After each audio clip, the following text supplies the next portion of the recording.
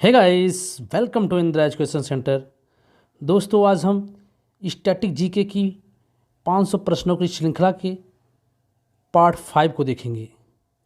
इसमें जितने भी प्रश्न ऐड किए हैं सब अति महत्वपूर्ण हैं, चाहे वह लेखपाल की परीक्षा हुआ चाहे सुपर टेट की, स्पेशल सुपर टेट के लिए।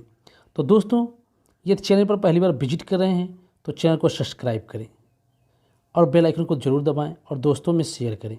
यदि आप लोगों ने पार्ट 1, पार्ट 2, पार्ट 3, पार्ट 4 नहीं देखा है तो डिस्क्रिप्शन में लिंक मिल जाएगा, वहां से जाकर आप लोग देख सकते हैं। तो दोस्तों, हमारा पहला क्वेश्चन है कि बिहू नृत्य भारत के किस राज्य से है, या बिहू नृत्य का भारत के किस राज्य से संबंध है। तो ऑप्शन है हमारा अंडमान निकोबार, अरुणाचल प्रदेश, असम या छत्तीसगढ़। तो बिहू नृत्य का संबंध किस राज्य से है? तो बिहू नृत्य का संबंध असम से है। यह क्या है? असम का एक नृत्य है। नेक्स्ट क्वेश्चन देखेंगे। हमारा नेक्स्ट क्वेश्चन है कि रिंग कुशन का प्रयोग किया जाता है। रिंग कुशन का प्रयोग किया जाता है।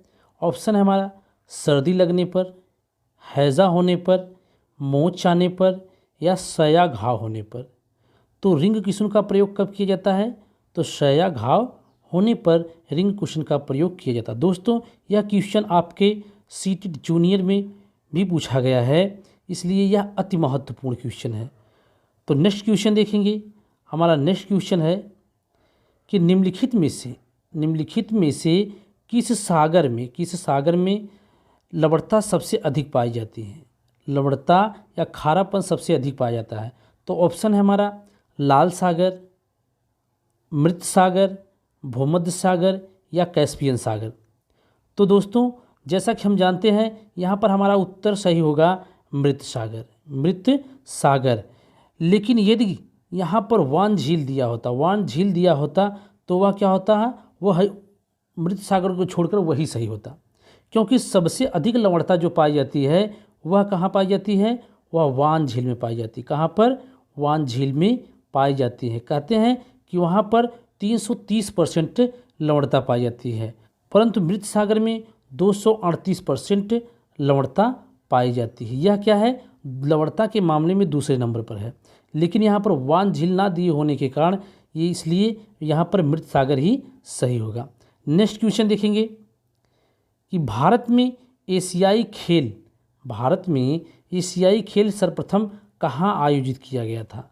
तो ऑप्शन है हमारा कलकत्ता, दिल्ली, चेन्नई या मुंबई में। तो सर्वप्रथम एशियाई खेल का आयोजन भारत में किस स्थान पर किया गया था?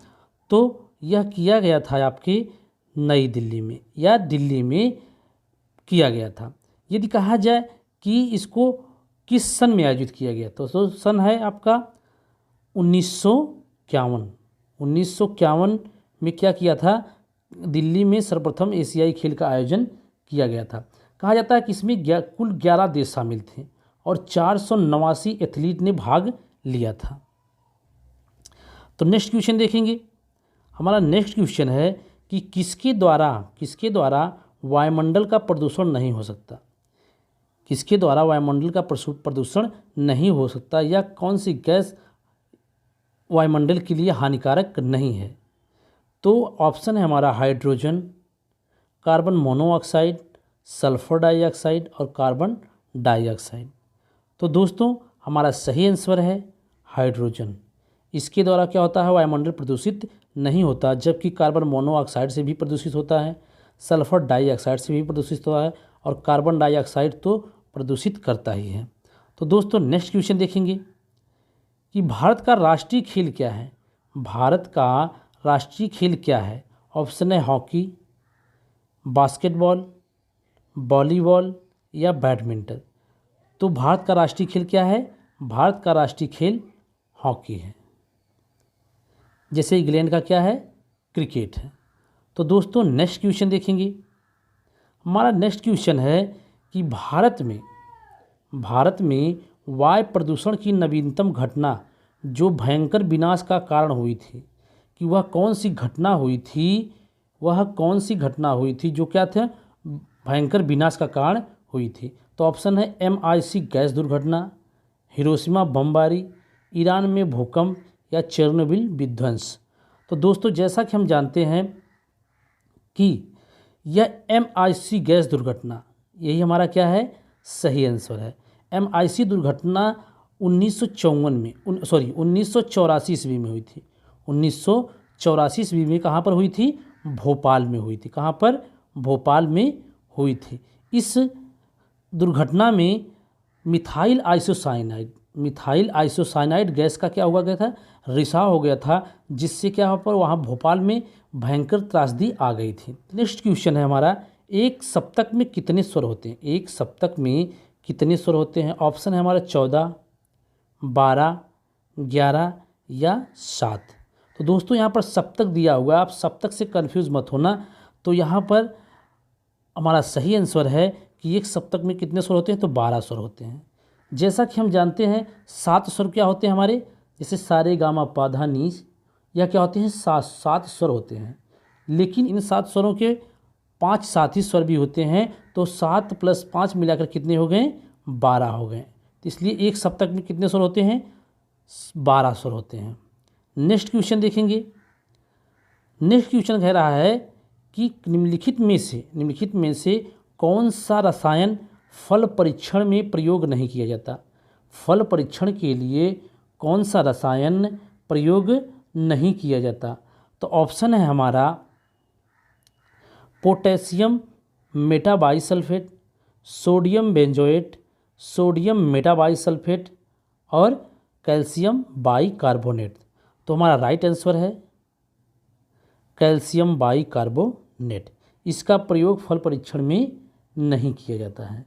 इसका प्रयोग फल परीक्षण में क्या किया जाता है, नहीं किया जाता है। तो दोस्तों नेक्स्ट क्वेश्चन देखेंगे। नेक्स्ट क्वेश्चन है कि शाकुंतलम किसने लिखा था, या शाकुंतलम लिखे थे किसने लिखा था? तो कालिदास ने, भास ने, कंबन ने या अश्वघोष ने।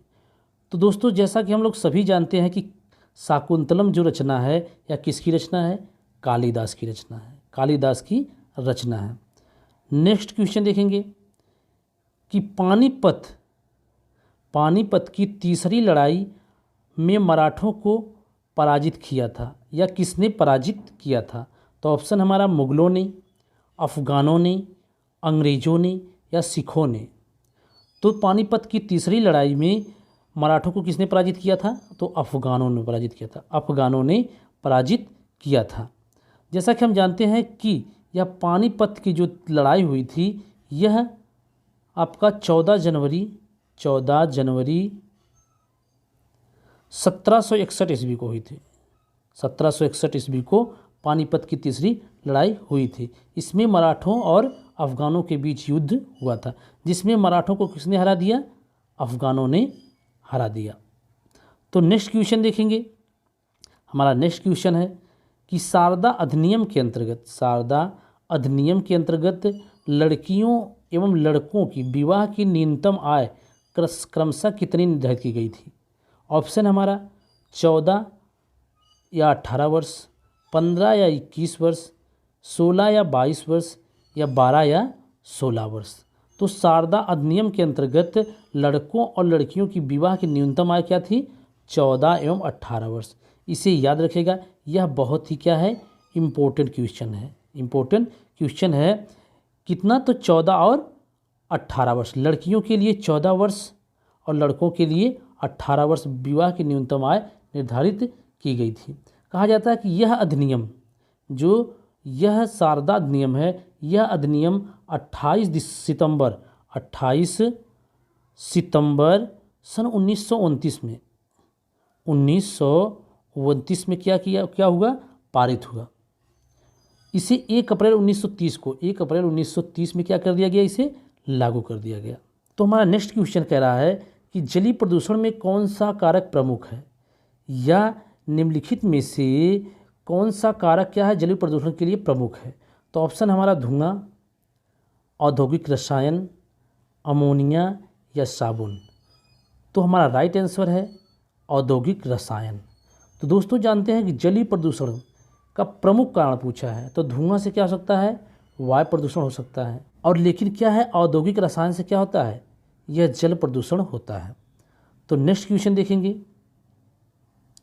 नेक्स्ट क्वेश्चन कह रहा है कि गत वर्षों में उत्तरी भारत में बाढ़ की घटनाएं बढ़ने लगी हैं, इसका कारण क्या है? तो ऑप्शन है हमारा, बांधों में सिल्टिंग दर बढ़ी है, नदियों के तटीय भागों में वन नष्ट हुए हैं, अधिकाधिक भूमि का कृषि में उपयोग हुआ है, या वार्षिक वर्षा की मात्रा बढ़ी है। तो दोस्तों हमारा राइट आंसर है नदियों के तटीय भागों में वन नष्ट हुए हैं। अर्थात कह सकते हैं कि जो नदी के तट पर क्या थे, पेड़ पौधे थे, वह नष्ट हुए हैं, इसलिए क्या है, बाढ़ की घटना क्या हुई, बढ़ गई है। जिससे क्या होता है, बर्फ़ पिघलने लगता है, बर्फ़ पिघल कर क्या होता है, नदियों में मिलता है, नदियों का जलस्तर बढ़ जाता है। और क्या करते हैं, पेड़ पौधे या हम कहेंगे वन क्या होते हैं, जल कटाव को भी रोकते हैं। तो दोस्तों नेक्स्ट क्वेश्चन देखेंगे। नेक्स्ट क्वेश्चन कह रहा है कि कृषि उत्पादन को बढ़ाने के लिए क्या उपयोगी नहीं है, या कौन सा ऐसा कार्य है जो कृषि को उपयोगी बनाने में सक्षम नहीं है? तो हमारा ऑप्शन है कृषि में यांत्रिकरण, उर्वरक प्रयोग में बढ़ोतरी, सिंचाई क्षमता में विस्तार, या जंगल काटना। तो हमारा राइट आंसर है जंगल काटना।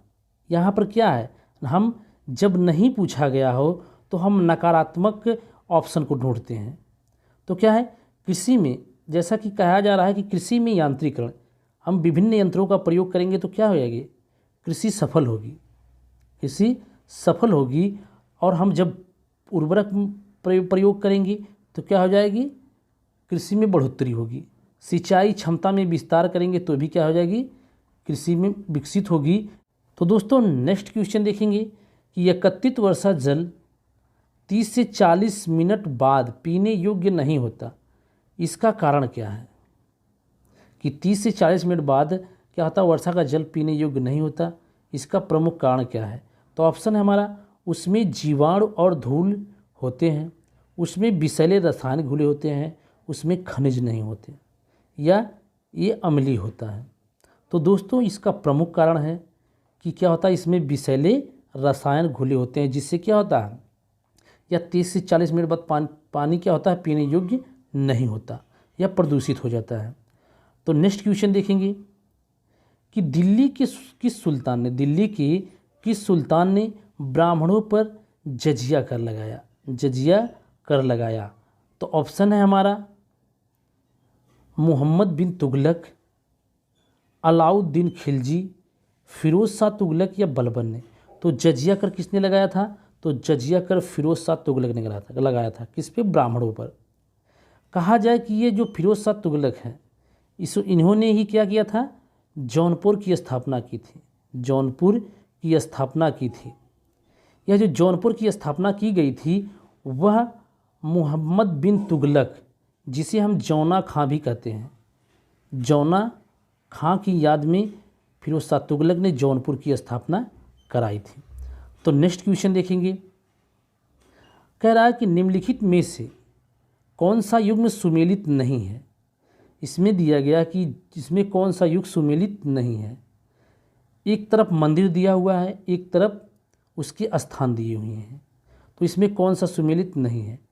तो देवी पाटन मंदिर, ऑप्शन है देवी पाटन मंदिर तुलसीपुर, वृंदावन मंदिर मथुरा, जेके मंदिर लखनऊ, या विश्वनाथ मंदिर वाराणसी। तो इसमें बताना है इसमें से कौन सा असुमेलित है या गलत है। तो दोस्तों हम देखेंगे कि देवी पाटन मंदिर तुलसीपुर में यह क्या है, सही है। वृंदावन मंदिर मथुरा, यह भी सही है। जेके मंदिर लखनऊ, यह क्या है आपका, यही गलत है। यही हमारा आंसर क्या है, सही है। यही हमारा आंसर सही है, क्योंकि यहाँ नहीं पूछा गया है।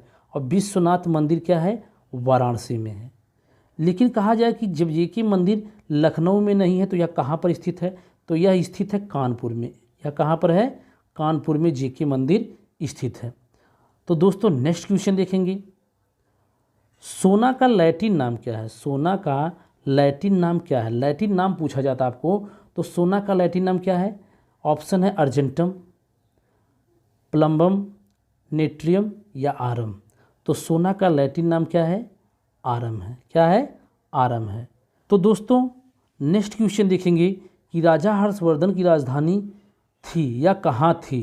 तो आपका ऑप्शन है प्रयाग, कन्नौज, उज्जैन या पाटलिपुत्र।